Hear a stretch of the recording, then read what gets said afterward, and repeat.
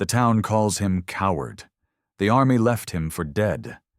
And now, the train brings him something worse than a ghost, an Apache woman with eyes full of storms and a past tied to the one order he refused to carry out.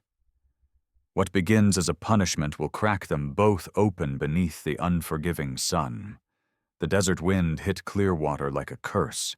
Red dust clawed at window panes, crept into mouths, and settled in the bones of every soul still stuck in that sun-split town. Caleb Flint stood at the edge of the train platform, hat low, face carved by time and silence. Folks kept their distance, not out of respect, out of disgust. "That's the coward from Fort Bowie," someone muttered behind cupped hands. "He let him go. Wouldn't pull the trigger," spat another. Caleb heard it all. Let them whisper. Words never drew blood like bullets. And he'd already bled enough for one lifetime. He brushed his fingers absently over the scar that cut across his ribs. A gift from his own men. Not from warriors. No. The real wound came when he defied a direct order to slaughter an Apache camp. Women, children, elders. He dropped his rifle. And for that, they shot him down and left him to rot in the canyon dust. The train screeched into the station with a shuddering scream, metal grinding metal. Caleb didn't flinch. Not until the doors parted and the devil kept his promise. She stepped off slow, barefoot, wrapped in a threadbare blanket. Her skin bore the sun's burn, her face sharp with hunger and hard years. She didn't blink at the stares or the spitting. Just stood there. Quiet, proud, unmoved. Her name was written nowhere, but he'd learn it soon enough. Caleb stepped forward, not to greet her, but to take the battered sack from her hands. His voice came low and steady. "Let's go." She didn't move at first. Her eyes locked onto his, black as onyx, unreadable. Then, with a single nod, she turned with him. The crowd peeled back, their contempt a wall he knew too well. Only one man met his eyes, Zeke Callahan, the town blacksmith, old and thick-armed. He nodded once. That was enough. A slip of paper was shoved into Caleb's hand by the station master. "Special delivery," the man wheezed. "Came with her, from Fort Bowie." The handwriting on the note burned like acid. A gift for the coward who lost his nerve. She's the last of her clan. The very ones you spared. Let's see how much mercy you've got left, Flint. Signed, Major Gideon Croft. Caleb crushed the letter in his fist. His jaw worked, but no words came. He looked at her. This woman who'd been handed to him like some twisted test of character. Did she know what she was? What Croft had done? Did she even know who he was? Her face gave nothing away. They walked through the dust-drenched streets of Clearwater like ghosts. Mothers pulled their children close. Shopkeepers found sudden fascination in their own windows. No one spoke, no one helped. The world narrowed to the sound of boots in sand and the creak of the wagon's leather. Whisper Creek lay 2 hours east, if you didn't break a wheel. It wasn't much. A crooked cabin, a dying garden, a man trying to disappear. She sat beside him on the wagon bench, upright, eyes straight ahead, her silence louder than any cry. "How far?" she asked at last, her voice rough but clear. "Hour. Maybe less," Caleb said. "Place called Whisper Creek." "A creek with no water," she muttered. Something like a bitter laugh followed. He gave a tight nod. "Runs after rain, sometimes." She picked at the fraying edge of her blanket. Her hands were small, cracked, still strong. "Why you?" she asked, not looking at him. He didn't lie. "I served under the man who sent you. This is his punishment, for both of us." "Punishment," she repeated, like testing the shape of a stone in her mouth. "For what crime?" Caleb's grip tightened on the reins. Living. By sundown, the cabin came into view. A sad little thing slumped near a dry wash. The barn leaned west, fence half fallen, soil stubborn as sin. But it was his. He helped her down. Her weight surprised him, light as hunger. He pointed to the loft. You sleep up there. I'll take downstairs. She looked around, noting the single cot, the mismatched chairs, the rifle above the door, thick with dust. You don't mean to do what's expected? The question came blunt, but not fearful. Just tired. No, he said. She didn't move, just studied him, the war behind her eyes still burning. He stepped outside to tend the horse. The wind stung his face, but he welcomed the bite. It was real. It was present. Not like the ghosts clawing at his memories, Croft's voice barking orders, the screams at Battle Canyon, the sound of his own breath as blood filled his lungs. Inside, she sat by the cold hearth, chewing a strip of dried meat like it was her last meal.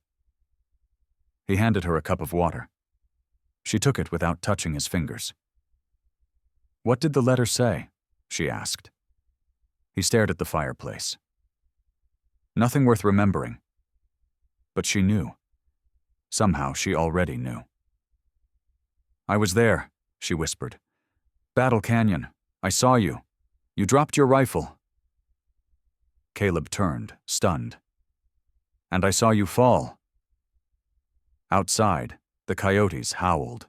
Inside, two people sat in the shadows of the same fire, both burned by the same war. But neither one of them knew, yet, that their story had only just begun. Call to action. End of part 1. If that twist struck your soul like desert thunder, don't ride off just yet. There's more coming down this dusty trail. Hit that subscribe button and saddle up for part 2, where silence turns to steel and scars start to speak. The road to Whisper Creek vanished behind them, swallowed by dust and the kind of silence that settled deep, like old bones. Inside the cabin, night stretched long and sharp. Coyotes cried from the ridgeline, their voices ragged with hunger or grief. It was hard to tell which. Caleb Flint lay on the cot below, while Nita sat cross-legged in the loft, her silhouette sharp against the flickering firelight. Neither slept. He'd known the day would come when the past would walk right into his house. He just hadn't expected it to arrive barefoot and staring him down with eyes full of old ruin. Her knowing, her seeing him at Battle Canyon, had shaken something loose in him that he didn't know was still held tight. When dawn cracked open the sky, he was already up, splitting kindling outside, bare arms streaked with sweat and wood dust. The desert air still held a bite, but heat was coming fast. It always did. Nita appeared in the doorway without a word. She moved like a shadow, light-footed and lean, wrapped in the same threadbare blanket, but her eyes were clear now, unflinching. He handed her a tin of water, and she took it, nodding once. The gesture between them was brittle, but it held. They went about the day without talking. She swept the packed earth floor. He repaired a broken hinge on the barn. The silence wasn't peace, but it was something sturdier than mistrust. That afternoon, Caleb found her crouched by the garden, fingers buried in the bone-dry soil. Her hands worked slow, deliberate, like she wasn't just digging, but remembering something. A way of life, a way back. You're wasting your time, he said from the porch. That dirt don't give nothing but dust and weeds. She didn't look up. Soil remembers, even when people forget. The words hit him harder than he let show.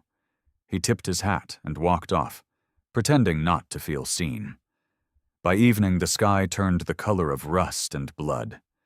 Caleb hauled water from the well, teeth clenched against the pump's stubborn moan. The damn thing had a trick to it. Twist, hold, pull, he muttered curses under his breath. Nita stepped beside him without a word and reached for the handle. It stuck. Again, he moved behind her. "Here," he said, voice low. He placed his hand over hers, guiding the twist. The pump gave a metallic groan, then a gush of cold water splashed over their hands. She gasped, startled. For a breath, their eyes locked. Water clung to her lashes. Her mouth parted, not for words, but for something raw. Recognition. Then she looked away, drying her hands on the edge of her skirt. He watched her walk back toward the cabin, her spine straight, proud even in retreat. That's when he realized he'd smiled, for the first time in God knew how long. Later, a knock of boots on the porch yanked him from the rhythm of repairing a bridle strap. A horse waited out front. The rider was broad-shouldered, blacksmith's soot still in the folds of his coat. Zeke Callahan. "Evenin', Flint," Zeke said, stepping down. His voice was low, rough as a whetstone. "Didn't come for horseshoes." Caleb didn't answer, just held the door open. Inside, Zeke gave Nita a long, unreadable look. She stood by the hearth, arms crossed, chin up like someone who'd survived more than men like Zeke could imagine. Zeke turned to Caleb.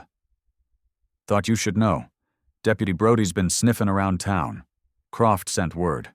Says he's riding in personal. Inspection tour." The words landed like a hammer to the chest. Caleb's jaw tightened. "That bastard still breathing?" Zeke nodded. "And coming straight for you." Nita didn't flinch. Her voice came clear and calm. "Then teach me." Caleb blinked. "Teach you?" "To shoot," she said, stepping forward. "To fight. If he comes again, I won't die hiding." Zeke gave a low whistle. "She's got iron in her, Flint." Caleb looked at her. Really looked. She wasn't just surviving. She was ready to stand. He nodded once. "We start tomorrow." That night, Nita sat near the fire, grinding corn with his old millstone. Caleb watched her fingers move in steady rhythm. It was the same rhythm his own hands used when cleaning a rifle. Precise, patient, practiced. She spoke without looking up. "I don't sleep easy?" "Neither do I," Caleb said. "But I reckon folks like us ain't meant to." He reached for a tattered book on the shelf, but didn't open it. "You ever shoot before?" She nodded. "My father taught my brothers. I watched. You learn fast?" "Quicker than most." Their eyes met again. This time something passed between them. No truce, no forgiveness. Just an understanding, forged in fire and grit. Outside, the wind rose again. The desert always knew when war was coming. They didn't talk much. But somehow things got said. At Whisper Creek, the days stacked like fence rails. Hot, dry, cracked through the middle, but holding together with something like purpose. Caleb worked the land with his usual silent grit. Nita moved through the cabin and garden with a quiet, coiled steadiness. Her hands always busy, her eyes always scanning. Something had shifted since the rain and the truth. They weren't strangers anymore. Not friends, not lovers, not yet. But something like a fragile truce had bloomed in the space between them. Dusty and unexpected as desert flowers after a hard storm. It showed itself in little things. Caleb found the pump already working most mornings, water splashing into the basin before the sun cleared the ridge. His shirt, mended without a word, hung on the porch one afternoon. He never asked. She never said. But her stitches were strong and straight, and he wore it like armor. She planted corn where the ground barely remembered what growth meant. The old garden, long given up for dead, now showed faint signs of life. A sprout here, a green shoot there. Nita coaxed things from the soil like she was part of it, resilient, deliberate, unyielding. One morning, she stood at the barn door, rifle in hand. Caleb had shown her the day before how to hold it, how to feel the weight of it, not just in her arms but in her conscience. Now she stood with her back straight and her feet set. "Ready?" he asked, tipping his hat back. Nita didn't smile, but there was a glint in her eye. "Don't go easy on me." He handed her a bullet. Never planned to. She fired. Missed wide. Second shot, closer. Third, dead center of the bottle balanced on the fence post. Caleb blinked. Well, hell. She didn't gloat. Just set the butt down in the dirt, reloaded, and lined up again. He crossed his arms, watching her. "Your brothers taught you?" She nodded. "Before the soldiers came." Caleb said nothing. He didn't need to. Some things didn't need revisiting to be understood. That evening, the heat broke just enough for supper to feel less like punishment. Caleb stirred beans over the fire, while Nita sat on the porch, carving something into a piece of driftwood with his old whittling knife. "You always this quiet?" he asked, settling beside her. She shrugged. "Quiet keeps you alive?" He nodded. "So does listening." She glanced at him. "You're not as soft as folks say." He chuckled, dry as dust. "You're not the first to tell me that." She set down the wood. Something small, maybe a bird, maybe just a shape not yet finished. "That man, Croft," she said, not looking at him. "He meant to break you. But you didn't break." Caleb looked out toward the horizon, where the sun had melted into the dirt. "You don't get to call it strength when all it did was get folks killed." "You said no," she replied, "when no one else did. That counts." He met her eyes then, and for a second, the silence between them wasn't heavy. It was safe. The next day, trouble came with a badge. Deputy Wes Brody rode up like he owned the world, boots propped high in the stirrups, mouth twisted into a smirk. He didn't dismount. Just stayed high in the saddle, looking down his nose at the homestead like it was something stuck to his boot. "Well, I'll be damned," he said. "Still got her here, Flint?" Caleb stepped onto the porch, wiped his hands on his shirt. "She's under my roof. That's all you need to know." Brody leaned forward. "Folks in town don't like it. A red girl living free makes folks nervous." Caleb didn't flinch. "Ain't asking permission." "She yours?" Brody sneered. "No," Caleb said, voice like gravel. "But she is under my word. You want to push it, you come through me?" A beat passed. Brody's eyes narrowed. Then he spat into the dirt and pulled his reins. "You'll regret that." As the dust kicked up behind him, Nita stepped out from the shadows. She hadn't said a word during the whole exchange, but she'd heard it all. She looked at Caleb. Something like respect etched into her face. That night he found a bundle of dried sage on his cot. "For strength," she said simply. The days went on. The quiet between them no longer brittle, just present. Caleb showed her how to repair the old millstone. She taught him words in her language. Bidzil, strength, tu, water, shah, sun. In the evenings, she sometimes hummed as she worked. Low, haunting melodies with no words, just memory. And for the first time in 5 years, Caleb Flint looked around Whisper Creek and thought, maybe peace doesn't come all at once. Maybe it's built, one quiet act at a time. Nita had taken to the books like a storm takes to a dry arroyo. Quiet at first, then all-consuming. Each morning before the heat set in, she would slip into the corner of the cabin where Caleb kept his dog-eared collection of manuals, newspapers, and a war-stained logbook. She'd trace each letter with her finger, lips moving as she sounded them out under her breath. It was slow going, but it mattered. Every word wrestled from the page felt like reclaiming something they'd tried to strip from her. Caleb watched without interfering. He figured there were two kinds of silence: the kind that hides pain, and the kind that builds strength. Nita's was the latter. But strength has a way of finding the wrong things, too. That afternoon, Caleb had ridden out to mend a busted post at the south fence line. Dust hung heavy in the air, windless and watching. When he came back, his boots crunched through the yard in that familiar rhythm.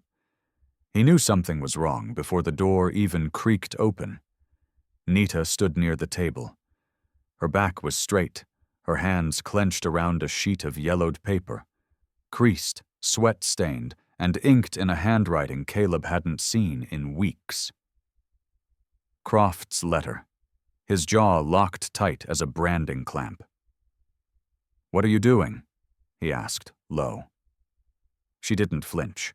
Her voice was brittle. "It has my name in it, doesn't it?"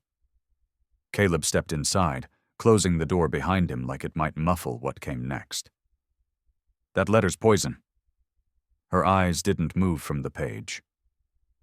"It says you were sent me, as a gift." The air between them collapsed. She read, each word punching through the quiet. "A gift for the coward, to test if you had any mercy left." Caleb's stomach twisted. She looked up, her voice hoarse. "So that's what I am?" "No," he said quickly.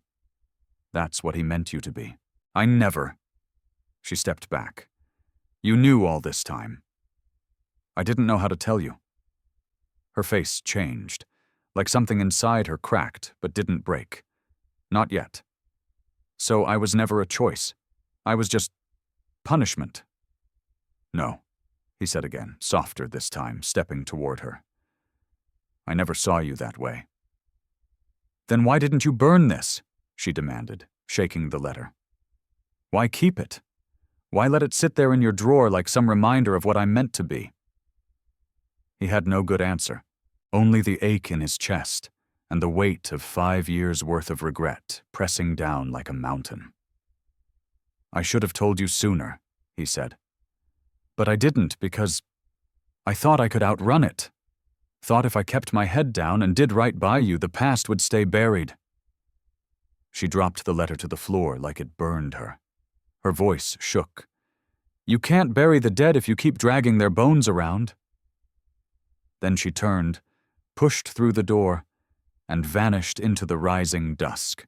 The storm hit fast. By the time Caleb saddled the mare, the horizon was already smeared red and gray.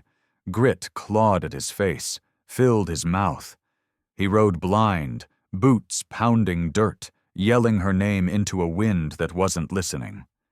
He found her just before the canyon ridge, crouched near the dry creek, arms wrapped tight around her knees, the letter crumpled in her fist like a last piece of truth.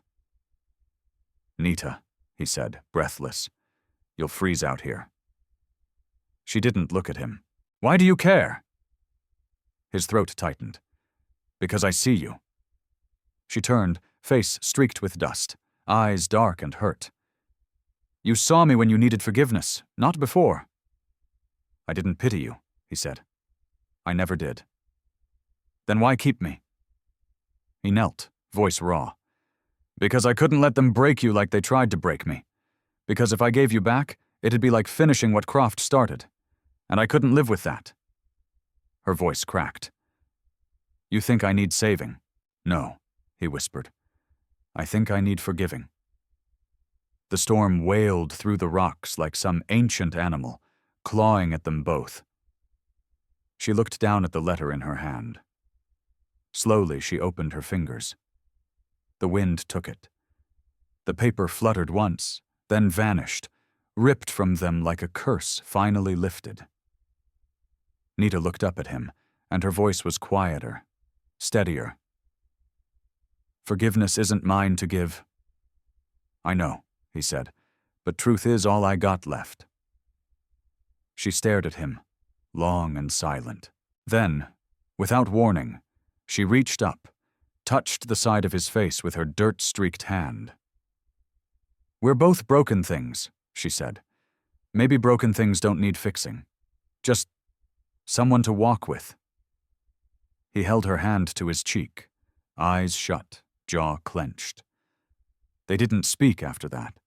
They didn't need to. By sunrise, they were riding back to Whisper Creek. Two silhouettes against a pale orange sky, both carrying less weight than they'd left with. The garden would still struggle. The fences would still break. Croft was still coming. But something had shifted. A scar, maybe. But one they shared now. And scars, Caleb Flint had learned, meant a wound had survived. The days after the storm were quieter. Not soft. Nothing out here ever was. But still, like the land itself had taken a breath. Whisper Creek carried on. Caleb and Nita worked in rhythm now. No more hesitation. No more circling like two wolves unsure of the other's bite. He taught her to reload with speed. She taught him how to bind wounds with herbs that smelled of juniper and fireweed. Each night, when the desert cooled and the wind brushed through the mesquite like a warning, they'd sit beneath the stars in silence. Not alone anymore, but not safe either, because they both knew peace out here was a borrowed thing, and Croft had never been one to leave a debt unpaid. It was Deputy Brody who brought the bad news, face full of self-importance as he rode up like a man delivering prophecy. His horse kicked dust over Nita's fresh-planted squash, and he didn't bother to apologize. "Flint," Brody said, not even nodding toward Nita. "Figured you ought to know. Major Gideon Croft's due in town by end of week." Caleb stood on the porch, jaw set tight. "Croft don't ride for nothing less than blood. Well," Brody said with a lazy grin, "maybe he's just taken in the sights, or maybe—" He turned toward Nita, eyes narrowing. "He's coming to clean up the last piece of his unfinished business." Caleb stepped down, slow and sure. "You tell Croft this ain't the army. He steps on my land again. I won't be lowering my rifle this time." Brody tipped his hat mockingly. "Then you best get to polishing it, Flint. Just doing my duty letting you know."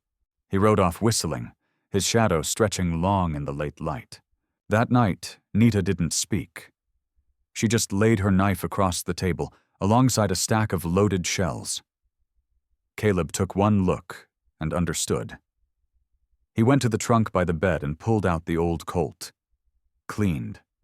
Oiled. Loaded. When she looked at him, he just said, "Sometimes a promise has to bend, so something else don't break." Nita's voice was even. "Then teach me more." For the next 3 days, the cabin became a fortress in training. Nita learned to fire under pressure, standing, kneeling, from cover. She practiced stripping and cleaning the rifle until her hands moved without thought. She was focused, unshakable, disciplined. The kind of student born from necessity and sharpened by memory. "Where'd you learn to steady like that?" Caleb asked, watching her nail a tin can from 30 yards. She didn't stop reloading. "My father taught my brothers. I watched. Then I lost them. Now I watch no more." Caleb nodded. "Then we stand together, when Croft comes." But it wasn't Croft who arrived first. Just past sundown, hoofbeats echoed off the rocks, fast and desperate. Caleb stepped out, rifle at the ready, until he saw the familiar hunched silhouette of a man riding hard and sloppy. It was Zeke Callahan, the blacksmith, sweat soaked through his shirt, eyes wild. He barely managed to dismount before speaking. "He's here. Croft. Got in this morning. Quiet like a snake in boots." Caleb's stomach dropped. "Already?" Zeke nodded. Didn't come alone. 2 men in uniform with him. Real mean-looking types. But that ain't all. He handed Caleb a crumpled scrap of paper, creased and damp with sweat. Croft's handwriting. Inspection tour. Property complaint, unauthorized harboring of hostile native. Subject, Nita. Arrest recommended. Warrant pending. Nita stepped out from behind the door. Then it begins, she said, voice steady. Zeke turned to her. Heard what he did to my son, Jesse. Sent him into a canyon ambush without backup. Said it was discipline. My boy didn't come back. Croft's not just coming for you. Caleb looked at him. Why are you telling me this now? Zeke's jaw clenched. Because I got nothing left to lose. Caleb nodded once. Then stay and help. Zeke looked toward Nita, who was already tying back her hair, loading rounds into the belt across her chest. I'll stand with you, he said. That night, the 3 of them sat at the table. Old soldier, forgotten woman, grieving father. They didn't talk about strategy, or escape, or mercy. Only one thing mattered now. The line had been drawn. The past was coming. And when it crossed the threshold of Whisper Creek, it wouldn't find victims waiting. It would find something sharper, something forged from shame, loss, and the will to never let history write the end again. The sun hadn't yet cleared the ridgeline when dust kicked up on the trail to Whisper Creek. Caleb stood at the fence line, eyes narrowed, thumb brushing along the stock of his rifle. Inside the cabin, Nita checked the door bolts again, a knife tucked at her belt, another at her ankle. Her hands didn't tremble. They hadn't trembled since Croft's name returned to the wind. The rider came fast. Not like a soldier. Not organized. Urgent. Zeke stepped out from behind the barn, shotgun resting loose in his thick hands. Ain't Croft, he muttered. Caleb spotted the rider's slouch, the sway in the saddle. That's Silas Quinn, pastor's boy. Sure enough, the young man reined in hard, dust choking his words. He's coming, Silas gasped. Croft, not alone, 6 soldiers. He's got papers. Says she's a thief. Nita stepped out from the porch. Thief? Her voice was calm, like cold water poured over hot coals. Silas nodded. Town's courthouse clerk told me. He forged a warrant. Says you stole military property from Fort Bowie. Rations and field gear. That lie'll hold just long enough to pull a trigger, Caleb said, jaw locked. He's coming to take her, Caleb, Silas added. Not ask, not argue. How long? Maybe an hour. They left before sunup. Zeke looked toward the cabin. Then we hold. Caleb turned to Silas. Ride back. Tell Martha Hayes, Amos Fitch, anyone with a spine still left in Clearwater.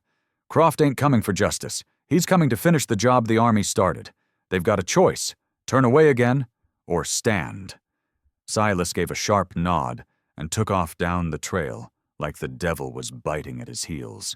By the time the soldiers rode into view, the land was quiet, as a breath held too long.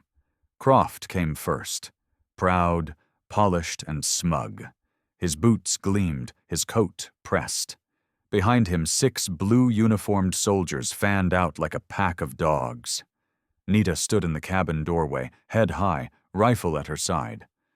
Croft dismounted slow, like he wanted the moment to last.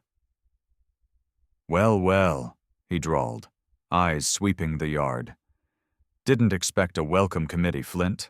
You ain't welcome, Caleb replied, stepping forward. Turn back.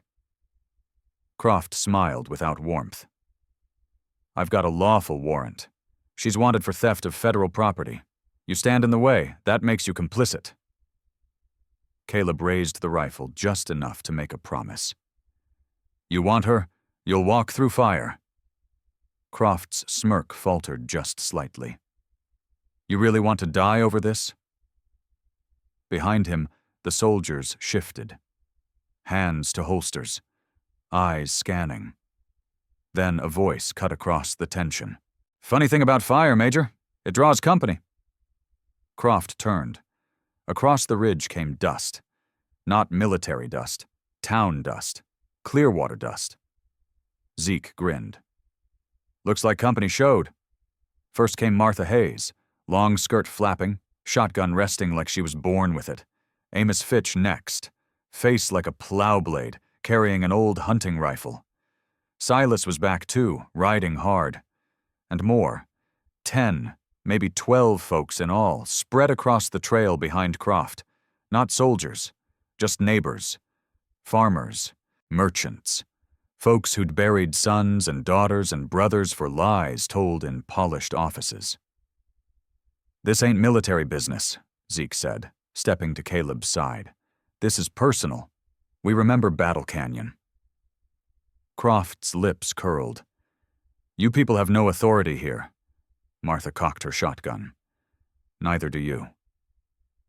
Silence fell. One of the younger soldiers, barely 20, shifted his weight. His eyes met Nita's for a split second, and then dropped. Shame or understanding. Maybe both. Croft turned to his men. "Arrest them all!" No one moved. "I gave you an order." Still, nothing. Then the youngest soldier backed up, slowly, then faster. One by one they followed, until only Croft remained, red-faced, teeth clenched. "You think this changes anything?" he hissed. "No," Caleb said, "but it makes today the day you lose." Croft glared at them all, then turned, mounted, and rode off into the heat. That night, the air at Whisper Creek was cool again. The stars came out early. The fire cracked low. Caleb leaned against the porch rail, rifle at rest. Nita stepped beside him. "He'll come back." "I know. But so will we." He looked at her, worn, weathered, unbroken.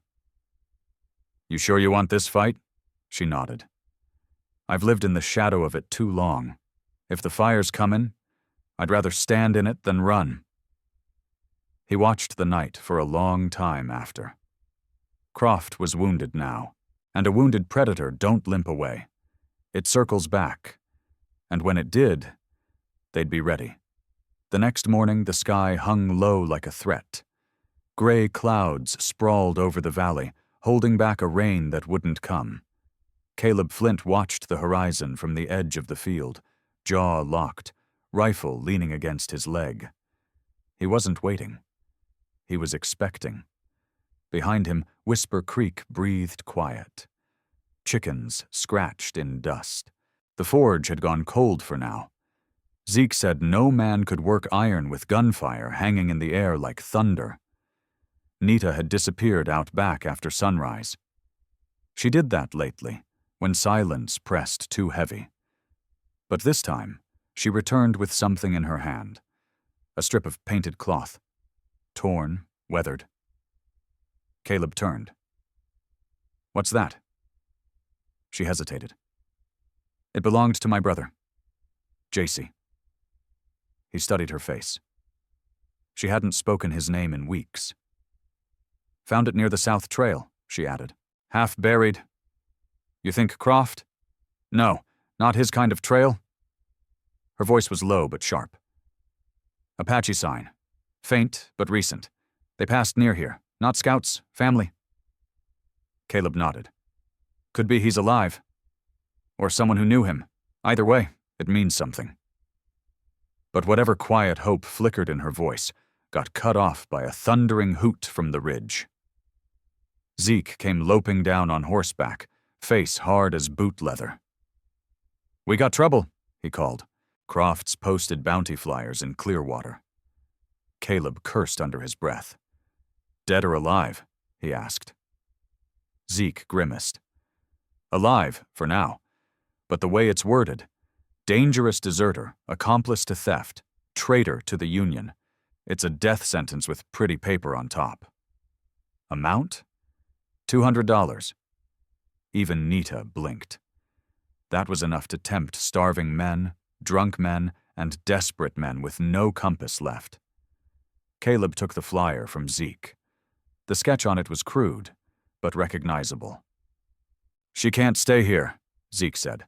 "This ranch is going to draw every bounty hunter between here and El Paso." "I'm not running," Nita said flat.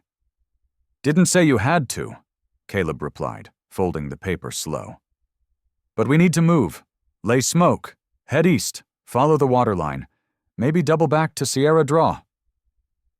Zeke rubbed his beard. "I know a man out past Red Mesa, old tracker. Used to run scouts for the army till they turned on him. Apache, too." "What's his name?" Nita asked. "Goes by Sonny.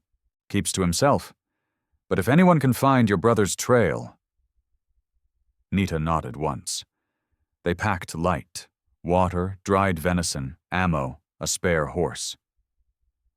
Caleb saddled the Grula mare, quiet and sure-footed. He strapped his Winchester across his back, then handed a sawed-off to Nita. She raised a brow. "You think I'll need it?" "I think I'll be angry if you don't." They rode out before dusk. Caleb led, Nita close behind, Zeke watching the rear like a bloodhound on two legs.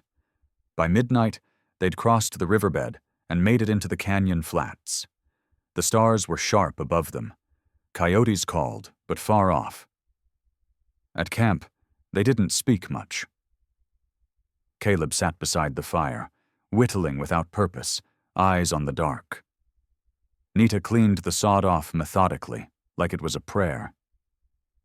"You still think it was a mistake?" she asked, not looking up. He glanced over. "What?" "Saving me." Caleb paused, then shook his head. "It wasn't saving. It was seeing. I saw you. That's what men like Croft don't do. That's why they lose." She smiled faintly, but it didn't last. "You think Sonny will help?" "If he believes in something stronger than a bounty," Caleb said. "And if he doesn't?" Caleb turned to her, eyes steady. "Then I will." By morning, they reached a ridge overlooking a burnt-out homestead. Charred posts, blackened stone. Nita's face went still. "Apache fire?" "No," she whispered. "Army." Zeke circled the remains. "This was recent." "Too recent," Caleb muttered. Then a shot rang out. Dirt exploded near Caleb's boot. Another cracked past Zeke's shoulder. "Get down!" They dove for cover behind a half-fallen wall. "Sniper," Nita growled. "North side." "Croft's men?" Caleb asked. "No," she said, loading the sawed-off. "This is freelance." Another shot. Nita crawled to the edge and waited. Then, when the muzzle flash lit from the ridge, she stood and fired. One blast. A yelp. Silence. Then, coughing and stumbling, a man tumbled down the slope, clutching his side. A greasy coat, missing teeth. The kind of man who'd kill for coin, then blame the world for his luck. Zeke dragged him close. "Who sent you?" The man spat blood. "Nobody. Saw the poster. $200 buys a lot of whiskey." "Not today," Caleb said. The man grinned, teeth red. "They'll keep coming. That girl's worth gold now." Caleb's eyes narrowed. "No," he said. "She's worth war." The wind in Red Mesa didn't whisper. It scraped, sharp, dry, biting. The kind of wind that carried stories, if you listened hard enough. Caleb and Nita had ridden into it with Zeke trailing behind, but none of them spoke much. Not after the ambush. Not after burying the man who came for her blood like it was just another day's work. They rode in silence for another half-day until Zeke raised a hand. "There," he muttered. "By the dead juniper. See the smoke?" Nita narrowed her eyes. A thin line rose into the morning sky, pale against the cliffs. "That's him?" Caleb asked. Zeke nodded. "Sonny. They say he speaks more with the dead than the living. If anyone knows the ways your people used to travel, it's him." Nita said nothing, but her grip tightened on the reins. Sani lived in a stone dugout tucked against a ledge. No door, just a thick hide hung over the opening, marked with faded ochre symbols. Bones lined the path. Coyote, deer, maybe worse. Some strung like wind chimes, others buried halfway, their teeth grinning at the sun. He was already outside when they dismounted. Barefoot. Skin like old leather. Eyes cloudy but not blind, just far-seeing. "I smelled your sorrow yesterday," he said to Nita, voice low and gravelly. It traveled fast. Zeke tipped his hat. "She's looking for her brother." "I know." "You know?" Caleb asked. Sani's gaze drifted toward him. "The boy JC passed through here 2 moons ago, hungry, limping, fear in his chest, but he carried a name like fire." Nita's lips parted, breath caught. "He's alive?" "Was. Still breathing when he left, headed northeast, toward Devil's Pass." Zeke frowned. "That land's cursed." Sani chuckled. "Only if you go in with sins unburied." Caleb stepped forward. "Can you track him?" "I could," Sani said slowly, "but I will not." Nita's brow furrowed. "Why?" "Because I only walk with the willing, and you," he turned to her, "carry more than grief. You carry vengeance. That clouds the path." She met his stare, unflinching. "What would you do if they took your brother? Branded your name like rot on every wall?" Sani stepped closer, until their faces nearly touched. "I would burn quietly," he said, "until the wind carried only ash." A beat passed. Then he turned. "But you are not me, and I see now.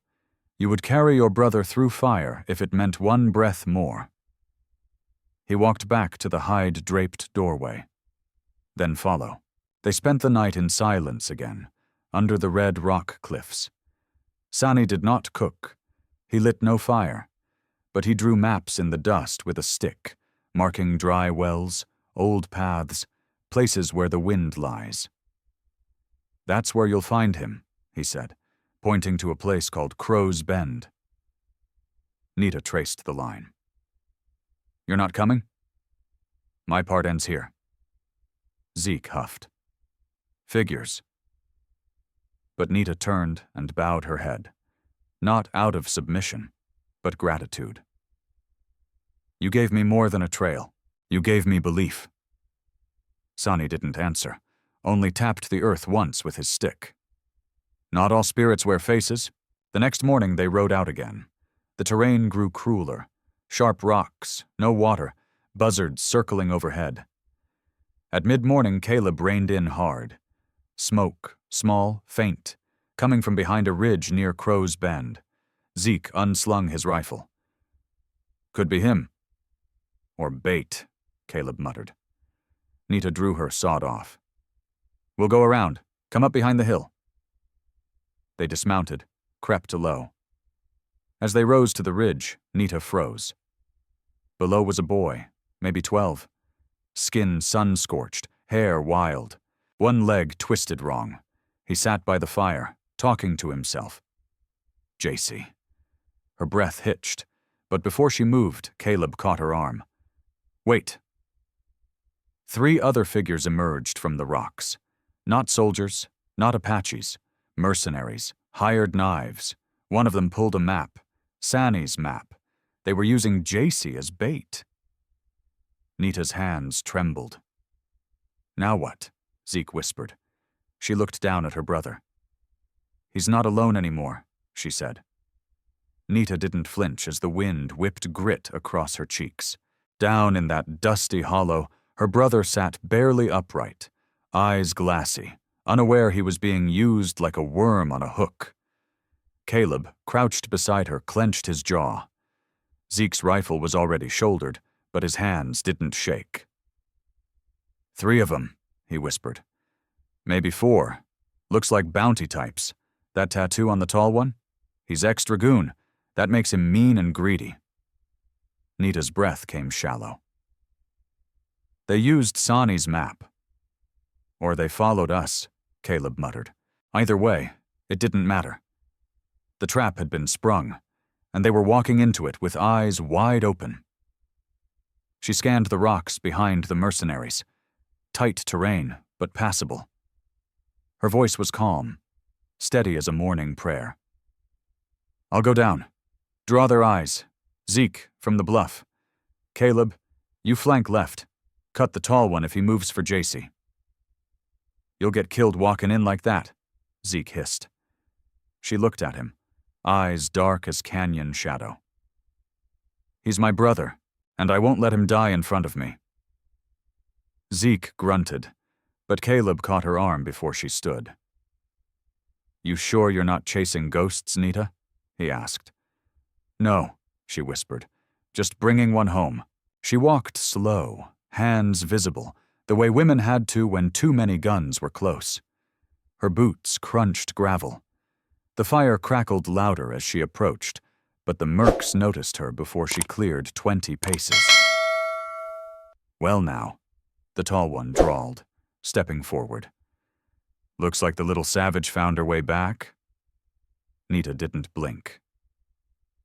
He's just a boy. He's no use to you. Boys got value. Folks pay good coin for Apache kin, especially if they squeal. She stepped closer. Take me instead. The men laughed. Sweetheart, another sneered. That was always the plan. Then all hell cracked loose. A shot rang from above, Zeke's rifle splitting the air. The dragoon dropped like a sack of wheat, neck a red ruin. Caleb moved fast, a blur of leather and dust, slamming into the second man before he could fire. Steel flashed. Then silence. The third man grabbed JC. Back off or I gut him. But JC, brave fool, bit his arm. The merc flinched, and that was all Nita needed. Her blade sang through the air, slicing clean into the man's thigh. He screamed, staggered, dropped the boy. JC scrambled behind her as Caleb finished the last one. Just like that. It was over. Nita dropped to her knees, holding JC's face in both hands. He was thinner, bones sharp beneath skin, but he was alive. Tears blurred her sight, and the boy blinked up at her, voice raspy. You came. She laughed through the ache.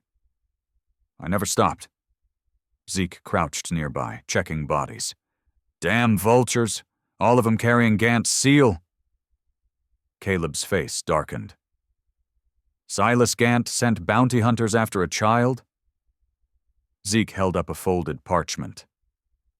Looks like he put a price on both their heads. Nita stood, eyes burning. He wants to erase us. No, Caleb said, voice hoarse.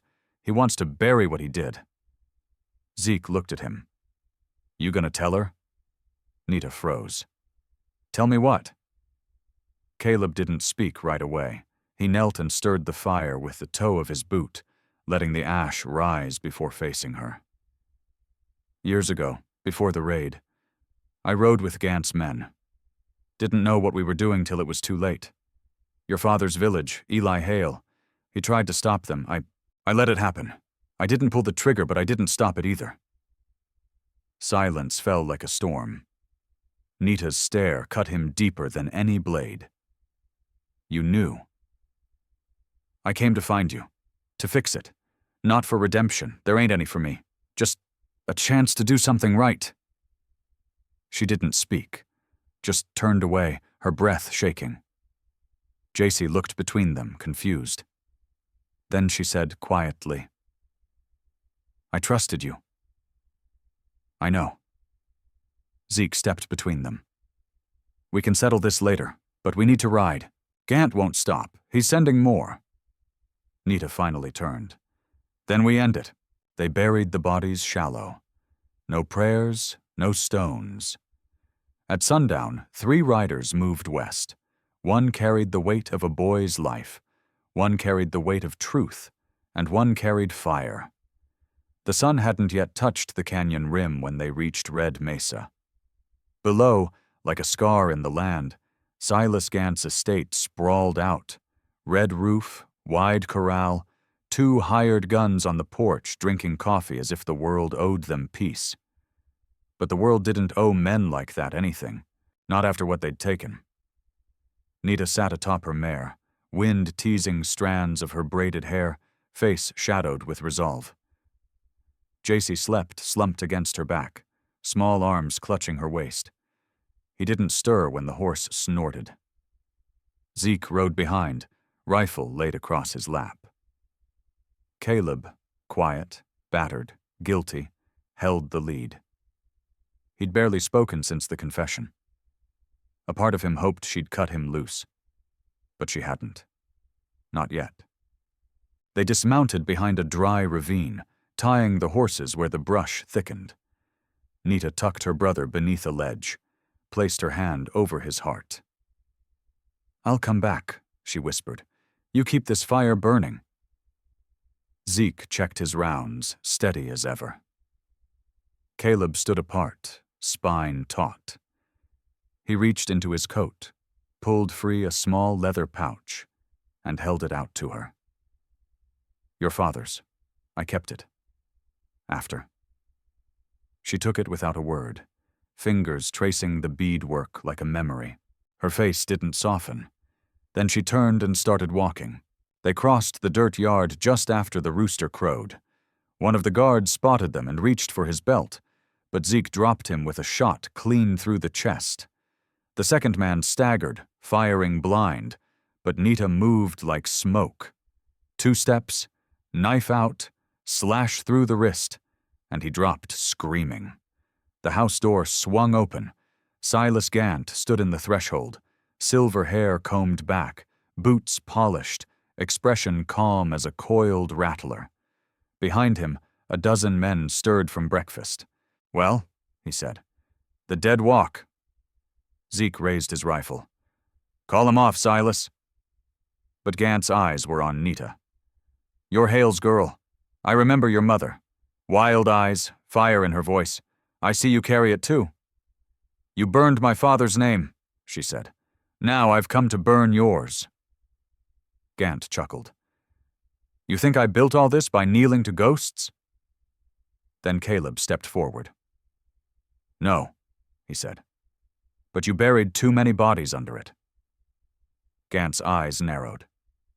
"You." "I stood by once. I won't again. And then the guns came out. It was short, ugly, and fast." Zeke took a round to the side, dropped one man before he hit the ground.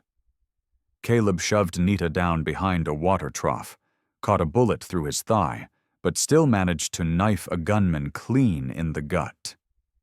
Nita moved through the chaos like something unshakable, silent, fierce, swift. She reached Gant as he tried to retreat through the barn. He swung a pistol toward her, but she was already there. She knocked it aside. "Your kind always thinks we'll kneel," she said. He spat at her feet. "You're nothing. You'll always be nothing." She answered with steel, and Gant fell, not with a roar, but a whisper, his blood soaking into the earth he thought he owned. By dusk, the ranch was quiet. Zeke leaned against a post, wrapped in bandages, eyes closed but breathing steady. Caleb sat nearby, leg bound, face pale but grateful to still be upright. Nita stood alone on the porch, looking out across the land. The wind had shifted. Rain would come soon. Behind her, JC woke from sleep and climbed the steps, clutching the pouch of their father's that she'd left beside him. He placed it in her hands again. "It's yours now," he said. She smiled faintly, crouching down. "No," she said. "It's ours." They burned the ledgers, freed the stock hands, opened the food stores to nearby camps. Nobody stopped them. Some nodded in approval. Some simply watched. As night fell, Caleb limped beside her, unsure if he was welcome. "You gonna kill me for what I didn't stop?" She looked at him, eyes dark but not cruel. "No," she said. But you'll carry it." He nodded. "I already do." She looked out toward the stars. "But maybe now, you'll carry something else too." He met her gaze. "Like what?" "Hope," she said, "if you can earn it." By dawn, they were gone. Just 3 riders and a child, heading east, no banners, no songs. But the land remembered. The land always remembers. Final words to the audience. They came for justice. What they found was something harder. Truth, forgiveness, and the choice to rebuild from ruin. So now I ask you folks, what would you carry if it had been your past written in blood? And would you bury it or let it bloom?